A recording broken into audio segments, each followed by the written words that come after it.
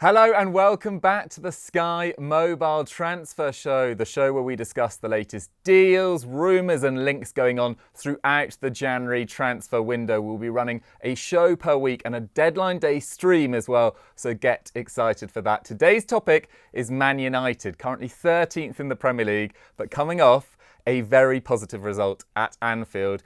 In the building today, we've got Culture Cams. Cams, you must be delighted. I got a smile on my face, can you see? I feel good. I thought I was going to come in after a 5-0 loss and you guys would be killing me. But, you know, we got the results, so I'm pretty happy. But at the same time, I'm a little bit disappointed. I'm not going to lie. I thought at the end, Maguire could have won it for us. And wow, if we had won that game, I might have come here top off, you know what I mean? What a way to kick off the series of shows that would have been.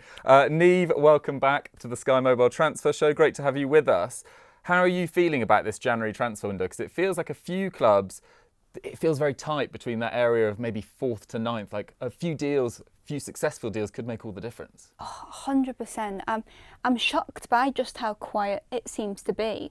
Because, yeah, like you say, if Newcastle, for example, they just got, I think it's so obvious, got that one piece of the jigsaw, that right winger. I know they're looking at James Trafford as goalkeeper, which is a great shout. But yeah, it just feels like there could be, but I think a lot of these clubs now are focusing on retaining as well, because there's a lot of interest and the media doesn't help. They're sort of saying, right, we're going to take Cunha from Wolves, we're going to take, you know, the entire Bournemouth defence just because you're playing well. So I think they're focusing on saying, like, let's all stick together and finish this season. Yeah, absolutely. Hopefully it is a month full of action and we'll be keeping you up to date on the Sky Mobile Transfer Show. Let's talk about Man United though, Cams. I mean, where are we at with Man United? Because obviously it was a disastrous December, losing 6 games. I think that was Man United's worst month since 1964 in terms of goals conceded. Wasn't good at all. But yesterday gives a lot of positivity. So, I mean, we'll get into what they need to do this month. But where are you at with Man United and Ruben Amorim?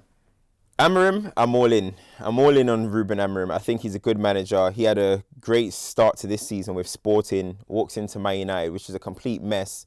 You don't become a bad manager overnight, you know? So I'm all in on him. He speaks well. And that was one of my main things about getting in a manager. I feel like if you don't have that character, if you don't speak well, sometimes your message isn't translated great. And I think that might have been a little bit of an issue with Ten Hag in terms of communication.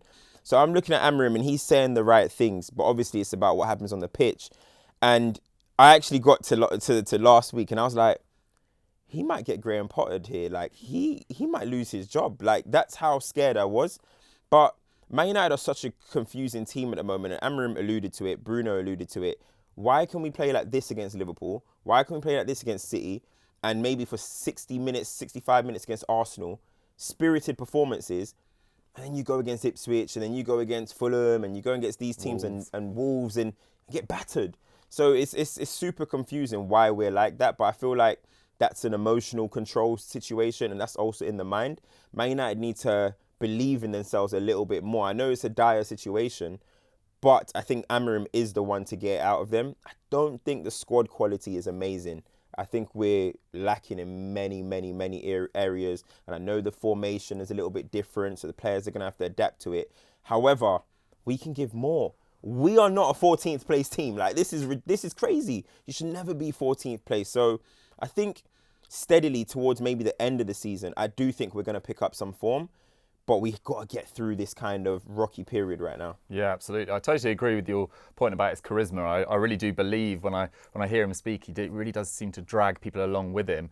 Nieve, we were talking a little bit off camera before we started filming about the performance yesterday. I mean, who particularly impressed you yesterday in that 2-2 draw at Anfield? I thought Martinez impressed me a lot. I think he was really brave, stepped out, which led to one of the goals. He was really aggressive. And generally speaking, though, the whole team impressed me just because something that Amorim alluded to is that they were willing to suffer on the pitch and work hard. And I think that's the key, and that's why they perform better against these better teams, because those players are willing to suffer and leave everything out on the pitch and be brave against those top teams where they're right up for the game. And it's important that they now do that for every single game. You know, every single game they've got, 17 games remain. Go out there in those 17 games and leave everything on the pitch, no indifference. And I think that's exactly what Ruben wants. So I think I was impressed by everyone because we saw that. We saw a lot of emotion-fueled in the right places, I think, because Bruno's a really emotionally charged player, but when it's done right, it really works for United and how intense they want to play. Yeah. I thought Bruno Fernandes was 10 out of 10 yesterday. Like, I think that was the best performance in the Man United shirt, honestly. You have had some issues with Bruno in the last couple of years, I've seen. Yeah, like, with Bruno is that, as Nieve mentioned as well, emotional control sometimes in these games, sometimes he loses his head and you can see how much of an effect it has on the rest of the team. You're the captain at the end of the day or the best player. But I think in this game, it was just perfectly handled, perfectly balanced. And not only that, he was getting on the ball in deep areas. He assisted for the goal, which was a brilliant assist. He was tackling, he was dribbling. Everything that we needed, he actually done. And the thing is, like, a lot of times people, maybe you would associate Bruno's best games to when he scored a hat-trick or whatever. Not for me. That is what I would want from my midfielder. And that was like a perfect point. Honestly, I was sitting there like, I went on Twitter and I started watching Bruno videos. I don't really do that often, you know what I mean? Like, I was watching. You're rolling it back. Yeah, I was like, wow. Like, honestly, 10 out of 10 performance. And do you know what?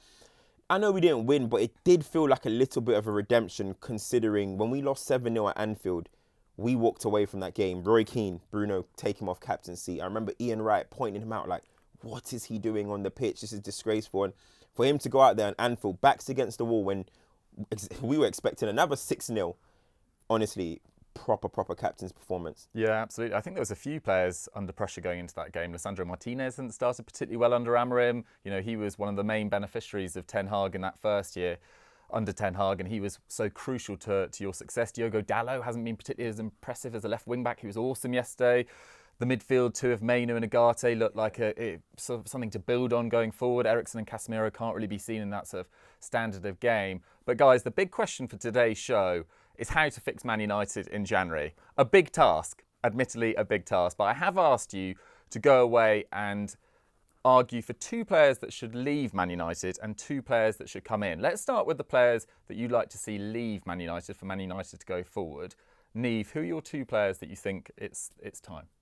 Yeah, I think Casemiro and Rashford are two that I'm thinking of because I'm thinking financially, if we're talking about bringing players in, it's important that they free up as much funds as possible. Could this be a window in which Rashford, they can get a good swap deal, they could get a good financial deal out of him because time is ticking, and I think the more time goes on and his stock drops, then they're really not going to benefit from selling him.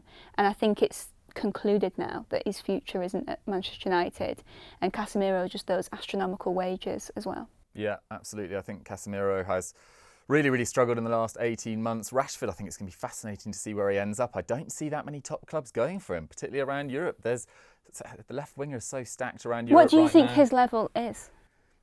Europa League? He doesn't look like a Champions League level player for me, Cam. He's not showing it at Man United at the moment, but I do think that he could be worth a punt for maybe. I don't know. It's hard to say. I do think maybe a Milan, or you guys have Kvara, so I know you're a Napoli fan, right? Yeah, you have Kvara, so maybe not. But I think maybe somewhere in Italy might suit him. There was links to Barcelona, but they can't even register Dani Olmo, so I guess that's going. But I can't see Rashford going anywhere else in the Premier League. I just can't. So I'm looking at like a Milan, AC Milan, maybe around that type of level of club. Think he's as good as they are? I think they're both kind of similar on their day kind of players, you know. I look at them both. I think maybe Leao, his dribbling and his kind of threat may be a little bit higher in this day and age at the moment. But I do think they're both kind of on their day type of players. Yeah, I think a move overseas is the way to go for him. If I was his agent, I'd be pushing that hard. Not to Saudi Arabia, obviously, just yet, but you look at what Scott McTominay is doing at Napoli now, really rebuilding his career after a difficult, he actually played pretty well in his final season at Man United, but was never seen as the kind of future of that midfield, and I think he's done really well at Napoli. I think it would be difficult for Rashford to end up at a Champions League level club at the moment, given his level of performances over the last 2 years. Okay, Cam, we've put Casemiro and Rashford on flights away. Who else is joining them? I had Rashford as well, and it's sad to say because an academy product, someone that's scored over 100 goals for United, you know, at 27 years old, you would have been thinking, all right, you're entering your prime, or let's go and win trophies. So for him to end up on the chopping block, or we don't know what's going on off the pitch, but just on the pitch, it hasn't been good enough. So I actually think it's a really sad situation. I know a lot of fans are kind of fed up with him and they're done with him. But I'm kind of just like, I think both sides. I think it's a failure on his part, but I do think there's a big failure on Manchester United's part with Rashford's development and how Rashford's ended up. So I would have to say him because he's not in the squad at the end of the day. Arguably the highest earner. You're going to have to go at this stage if you can't get on the pitch, But my next one is Antony. I got Antony in there because I don't see a role for him. I don't see a role for him. Mazraoui is currently playing right wing back, and if it's not Mazraoui, it'll be Ahmad. So I'm looking at Antony. He had a little role. He had a little game where he played in the 10, in one of them right 10s, and he was terrible. And it's like now this is his 3rd season at the club. Ineos have said that. Well, there's been reports that Ineos has said that you have 2 seasons at the club now. If you can't get it going at 2 seasons, they're going to try and move you on. This is Antony's 3rd season, and look at what he came in for: 80-something million, 200,000 a week. He hasn't done anywhere near enough. How much could you sell him for, do you think? 20? Honest, no, I think it's going to be, we're taking a massive loss. We're taking like a £60 million loss. Like, this is incredible, isn't it? But I think it's the case. I think he has to go. He's not offering anything. He's not getting on the pitch much. Just don't really see a role for him at the moment. Yeah, sadly, he's got to be right up there, if not number one in worst signing in Premier League history, I think, for me as well. I mean, I think Lukaku would probably be in the discussion when he went to Chelsea, but at least they recouped a fair bit of money as well. Kepa maybe, but Antony just never, ever has looked like a Premier League level player, and it really didn't reflect well on Ten Hag as well, that he was kind of his man. I've got a couple of more names to throw out there. I mean, Nieve, Joshua Zirkzee had a really difficult game against Newcastle earlier last week, about a week and a half ago now as this video goes live. He was Serie A Young Player of the Year at Bologna. He was sensational for Bologna, but do you think he's got the attributes to turn it around at Man United? Does he just need more time? Where are you at with Joshua Zirkzee? I just don't really think what Ruben wants to do would particularly suit him. I think he's top quality, but I think he's a player that needs a bit of space to run into and an extra couple of seconds to make that decision of what pass he wants to make, and he's not going to get that at United. And will he get that in the Premier League? I don't know. So I'm hearing talks of some Italian clubs who Juventus, are thinking, let's bring him back. We'll do a swap deal. Vlahovic was in there. And I think as much as Vlahovic, I think, has been quite inconsistent at Juve, the style of player he is probably suits United a heck of a lot more. So that's something that's interesting. And I also think it is hard to go back after what happened at Old Trafford. I know there was some claps for him from the away supporters, which was lovely to see, but just hearing his emotions after when he was substituted off, reaction to what the fans were, I don't know, I just feel that's quite a hard one to go back for if I was him. Yeah, absolutely. I think the rumours are that Amorim sees him as one of those 2-10s, but I don't know whether that necessarily suits his game. He's not particularly cute in tight spaces just yet. He's a little bit clunky at the moment. I don't know. I hope he can turn it around because I really did enjoy watching him at Bologna. Cams, I've got a couple more to throw at you before we move on to who you could bring in. Eriksen, out of contract at the end of the year. Surely you keep him towards the end of the season. But Malacia barely got on the pitch. Lindelof as well. And then the big one, Alejandro Garnacho as well. Do you think he suits this system? I think Garnacho's finding his way in this system, but I've got to remember, he's 19, 20 years old. I'll give him some time. Do you know what I mean? I mean, you're at that age, you can still mould. You can mould a player into something. So he's still just going to have to learn it. At the end of the day, he's been playing in the academy and at United first team where left or right, run down the line, get in the box, simple, straight, in easy instruction. Now you have to be a little bit cuter, you have to be a little bit smarter, you have to receive the ball in the half turn a little bit more. But he's 20, he's 20 or 19, 20. So I'm going to give him time. I wouldn't sell him. I think like what he did off the bench yesterday against Liverpool, that's what we want. I always look at him and I've thought, you are actually better off the bench sometimes than you are starting. And that is what young players are. That is what young players should be. But we have this kind of idea that young players all have to be Mbappe, Lamine Yamal, and that's the reality is they're not going to be. Same thing was happening with Kobbie Mainoo recently. I've seen a lot of people turning on him a little bit, and I'm like, he's 19. Like last season was a freak season. He started in the Euro final. Like who would have thought that? Like in December. So I think I would still keep Garnacho. He's useful. 8 goals I think this season, couple assists. I would keep him and see. I wouldn't sell him just yet. I think that would be so premature from United. Yeah, especially if Rashford's leaving as well. That's like a sort of a last line breaking through kind of pace merchant, whereas actually for a few years ago it didn't feel like you had enough ball to feet players, but now with Ahmad and Bruno Fernandes playing as one of those 10s as well, you do want that threat in behind as well, although Højlund is particularly good at that. Okay, so we've got Rashford, Antony and Casemiro on flights out of Manchester this January. I think most Man United fans would be fairly pleased with that, but the big question is, Nieve, who are they bringing in? Who are the 2 players you'd love to see at Old Trafford this month? So I've gone with Anthony Robinson as the wing back option, and I do think a midfielder with a bit of an engine who could basically allow Bruno to stay a bit further up the pitch as well could help, and that's why I've thought about Stiller. I also thought about Reinders. I don't know how realistic these options are for Man United, but yeah, those are the 2 that I've gone with. Nice. I mean, talk to us about Angelo Stiller, because he's really got a lot of fans in Germany for his performances for Stuttgart over the last few years. What is it that you like about him? I like that he combines the fact with he covers a lot of ground. He's not slow, but he moves the ball quickly as well, and I think that's really important for United, because when they stretch the play with those wing backs and they've got that space in between, it's often 2 or 3 passes and they get it through to Højlund, and they can start an attack quick. And right now they just need to get goals from places to get points to climb up the table and get this season done with. And I think it's important to make those signings that can quickly impact the goal section of games. And I think a midfielder that again can allow Bruno to push up higher up the pitch, who will, when Bruno does drop a bit deeper, someone who's also going to go beyond him, which is why I thought Reinders.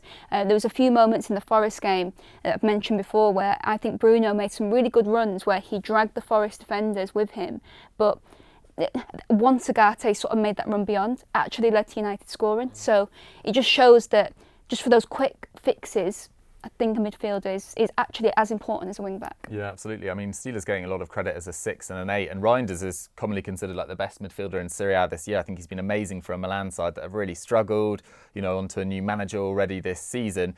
Anthony Robinson, I think, is a really good shout, because although Dalot had an amazing game yesterday, not having a left-footed option at wing-back, I think, has been a huge issue for them. Yeah, and I think with Robinson as well, it's that injection of athleticism. I think Ruben really wants movement, especially from those wing-backs, and it is relentless. And if you look at Robinson, what really impresses me about him as an athlete is there's plenty of fullbacks that will leave it all on the pitch. They run up and down the entire game. But if you look at him, he really covers the length of that pitch. Like, I'm talking end to end, getting into the opposition's penalty box, and you don't actually see fullbacks go that far up and feel that comfortable. So his comfortability actually means that even though he's not a winger per se, he kind of does behave like one, but he's still got all those defensive attributes as well. Yeah, absolutely. I think Marco Silva's kind of switched to a back 5 in recent weeks as well, so he'll be used to the system. He looks like he could do anything really in his career. He's a little bit older than I probably want for a new signing. I think he's 28 at the moment. He's being linked with Liverpool as well. If Liverpool's on the table, you're going to go to Liverpool over United. I'm sorry, United fans, that's just where you're at right now. But yeah, I think 2 great suggestions from Nieve. Cam, are you thinking similar positions? Were you looking wing-back, midfield? Where did you go for? I went for a wing-back in Ait-Nouri. Similar to what Nieve said about Robinson. But I think Ait-Nouri's one of them wing-backs where it's like, are you really a defender? I don't really know. And I think that's what we need in them positions. Those wing-backs shouldn't even be seen as wing-backs. I truly think they should be seen as attackers. Like, you look at how Amorim used them at Sporting. And also, if you saw Inter's goal the other day, Inter scored a goal the other day where they won the ball. DeMarco was, the minute they won the ball, DeMarco was gone. And that's exactly what we need. And that's what you saw Quenda doing. That's what you saw them doing at Sporting. So I think Ait-Nouri is one of them players that, in that role, sometimes he's getting the ball in his own half and he's dribbling through 3 or 4 players. And I think that's what we need higher up the pitch. I think he's got that attacking mentality that we need. And you look at Conte teams with like Victor Moses and Alonso, and you look at like Chilwell and Reece James.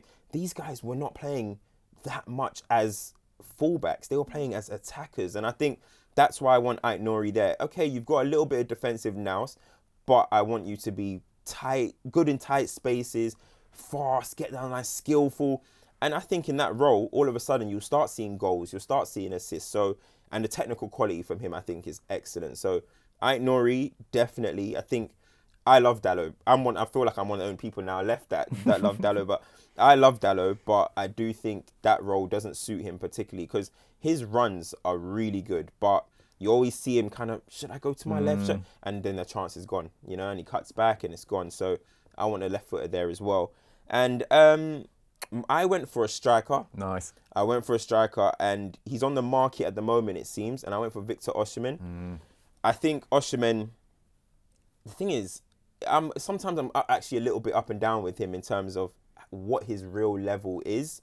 But one thing is a handful, and he finds a way of scoring goals. I watch him for Nigeria as well. I'm watching him sometimes like, you are so frustrated. Then I'm like, oh, he's got a goal. Do you know what I mean? But he works so hard and he makes you think, you know. And I look at Rasmus Højlund at the moment and I'm like, sometimes I think it's a little bit too much of an easy day for centre-halves against Højlund. You know, he tries to wrestle them, but then he ends up on the floor, or his movement isn't the greatest in the box, crosses are flying in. I'm like, where's Rasmus? Oh, he's there. Where are you? A couple of frustrating misses yesterday as well. Frustrating miss as well. Now listen, he's 21 years old, 21, 22 years old.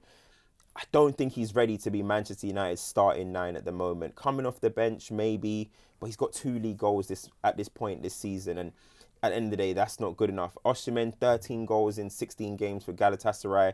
He shouldn't be at Galatasaray, if we're being honest. It's a total mess, wasn't it? Yeah. What happened? I think we've seen him play at world-class levels, and if he's on the market, he's 26 years old still. Like, you would think he's a bit older. He's 26 years old. So I think if we can get in Osimhen in terms of his running in beyond, causing havoc, and he will score goals, I think he suits the Premier League. So Osimhen and Ait-Nouri, all of a sudden crosses are going in the box, headers are being scored, and Old Trafford is bouncing. I think it'd be really, really exciting. And people will link Victor Gyökeres because of his work at Sporting CP, but I just think he's too expensive for Man United right now. You know, Man United have to be wary of PSR concerns after all the money wasted on players like Casemiro and Antony. And Victor Gyökeres, I think, is going to cost about £80 million minimum. He's still playing so well. He's scored a hat-trick at the weekend. Sporting CP are also in a title race. They're now only 1 point ahead of FC Porto, having played a game more as well. So I just can't see Gyökeres moving this January. But Victor Osimhen, he's in Turkey almost by accident. It feels like Napoli do want to eventually sell him. And he's been really good for Galatasaray after a slow start as well. He had that amazing game against Spurs a few weeks ago as well. And over the 4 previous seasons prior to joining Galatasaray, his minutes per goal ratio was similar to Harry Kane. And Harry Kane scored 36 last year for Bayern Munich. So yes, he's got injury issues, but when he is on the pitch, he's a real threat. And it feels like his skill set with that physicality, with that running in behind, with the ability in the air, he's amazing in the air as well. He feels tailor-made for the Premier League as well. So I think Victor Osimhen is a kind of a bit of a tap-in for the summer. And then Ait-Nouri, I think, is a really good shout as well. That attacking left wing-back position, I think, will just make such a difference. And yeah, it's interesting that you picked out DeMarco. You know, a 5 at the back system really does rely on those wing-backs getting goals and assists. You know, it was a few years ago, Gasparini's Atalanta, Robin Gosens, I think, got 9 league goals and then 11 league goals.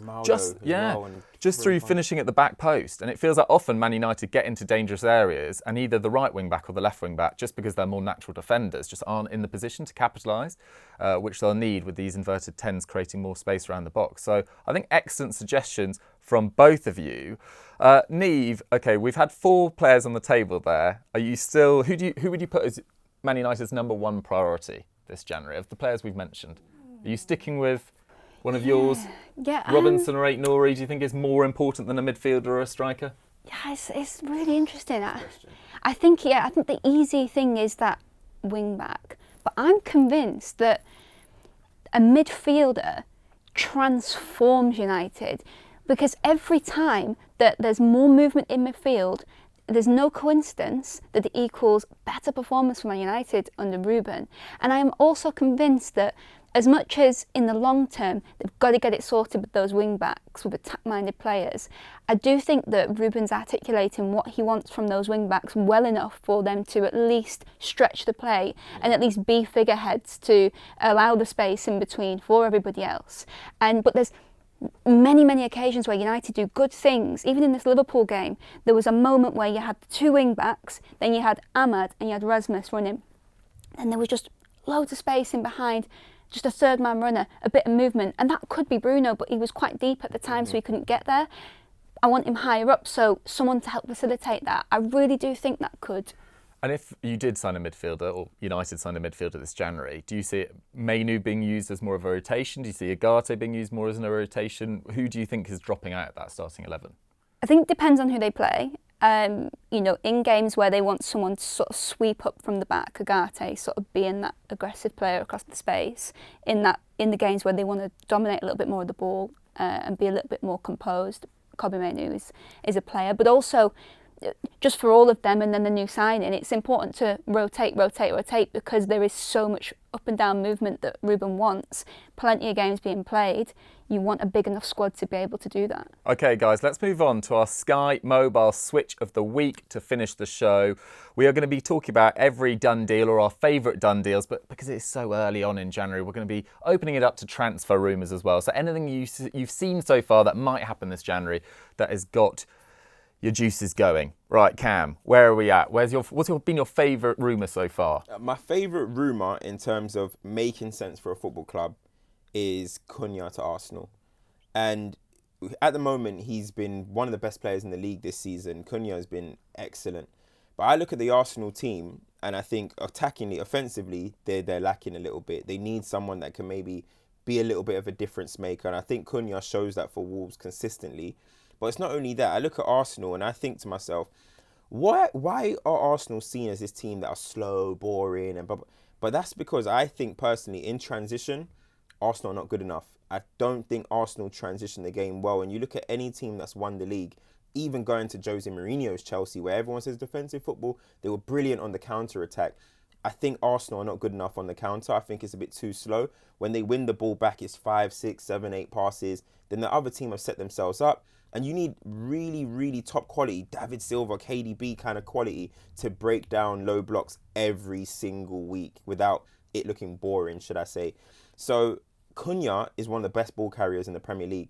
If you can get him in transition, getting the ball, driving your team up the pitch, Arsenal will score more goals. That doesn't mean he's going to score all the goals, but him just getting the team up the pitch higher and quicker, I think it will allow Havertz and Ait-Nouri now, because Saka's injured, of course, Jesus and stuff, to get into the box and get goals.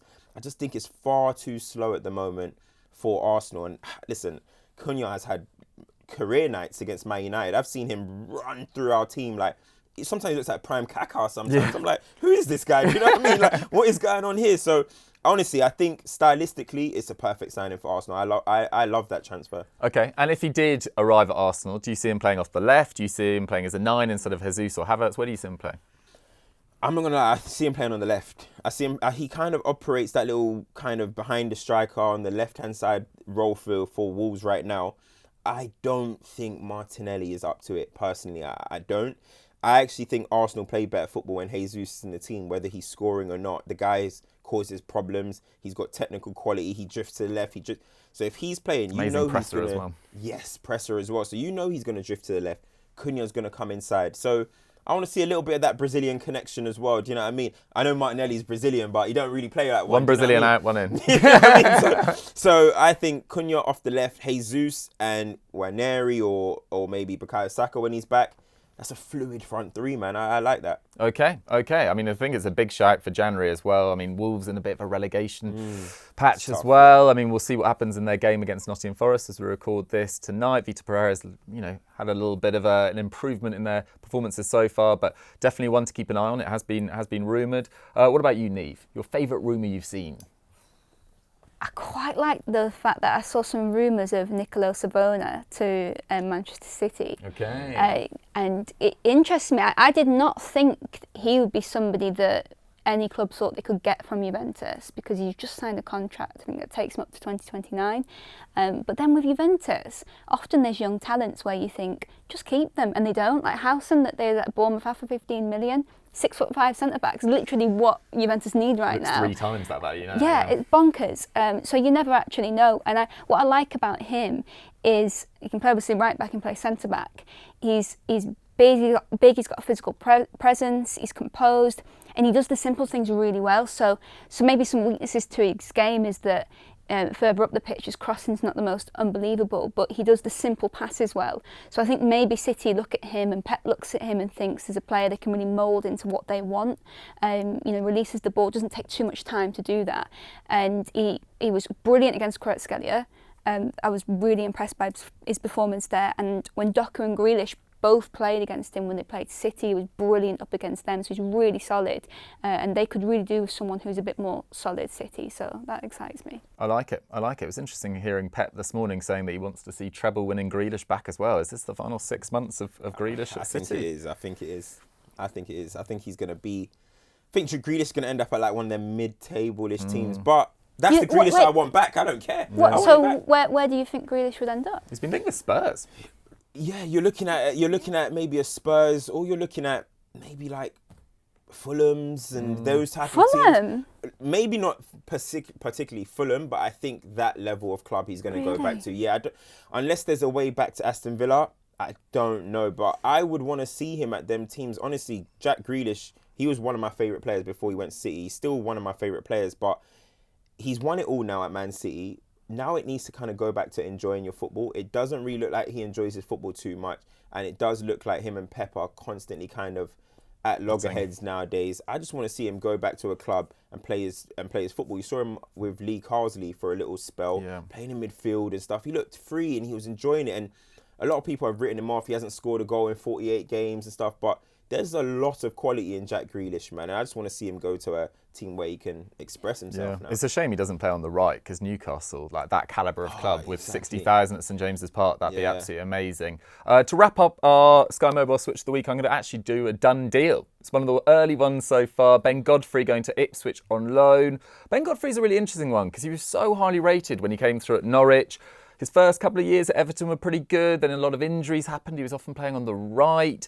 It wasn't really ideal for him. He's joined Atalanta on loan this season, at the first half of the year at least, and he's only started one league game. Jim City and Heen and Kolasinac and Kosunu, they've got some really high quality centre-backs. And Gasperini is known for being quite ruthless sometimes with his selection decision making. Like if you're not playing well enough, particularly with his defenders, he's been loath to make too many changes, and Ben Godfrey's not really had a look in. But I do think Ipswich on loan is the right calibre of move for Ben Godfrey right now, because this is a player that I did think had England credentials a few years ago when he was coming through at Norwich in his first year at Everton as well. And some of the Ipswich defending has been a little bit suspect, I think, at parts. Like Leif Davis, brilliant going forward. He's made a few defensive mistakes as well. Greaves as well. So if Ben Godfrey can get back to that Norwich City, that early Everton form as well, I think he could be crucial to an Ipswich Town side that seem like they've got the best chance of surviving, in my opinion, of all the newly promoted sides.